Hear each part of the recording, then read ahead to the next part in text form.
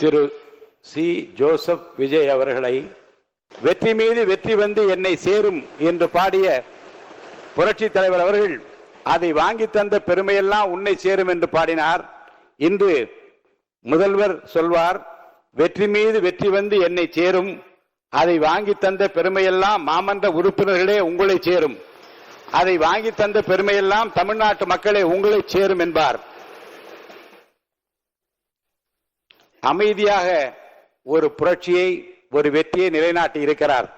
விஜய் என்றாலே விக்டரி, வெற்றியை தவிர ஏதுமில்லை. அந்த வகையில் மாண்புமிகு தமிழ்நாடு முதலமைச்சர் புரட்சி தளபதி அவர்களால் இன்று இந்த மாமன்றத்தில் முன்மொழியப்பட்ட நம்பிக்கை கோரும் தீர்மானம் மாபெரும் வெற்றி அடைந்திருக்கிறது.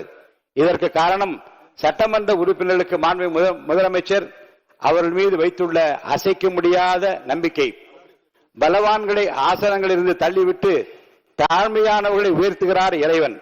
தடைகள் வெற்றியின் புதையல், தடங்கள் வெற்றியின் தடங்கள் என்பதை மனதில் நிறுத்தி தடை கற்களை படிக்கற்களாக்கி, துன்பங்களை தூள் தூளாக்கி, சோதனைகளை சாதனைகளாக்கி பெரும்பாலான சட்டமன்ற உறுப்பினர் நம்பிக்கையை மாண்புமிகு முதலமைச்சர் தளபதி அவர்கள் இன்றைக்கு பெற்றிருக்கிறார்கள்.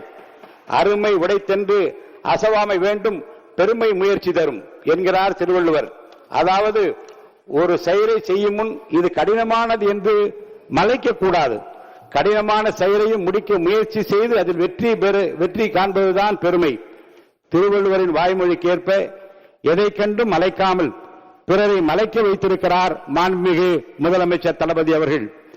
இந்த மாமன்றத்தில் முன்மொழியப்பட்ட நம்பிக்கை கோரும் தீர்மானம், அதை நினைக்கும் போது மலை போலே வரும் சோதனையாலும் பனி போல் நீங்கிவிடும், நம்மை வாழ விடாதர் வந்து நம் வாசலில் வணங்கிட வைத்துவிடும் என்கின்ற அந்த வரிகள் தான் எனக்கு நினைவுக்கு வருகிறது.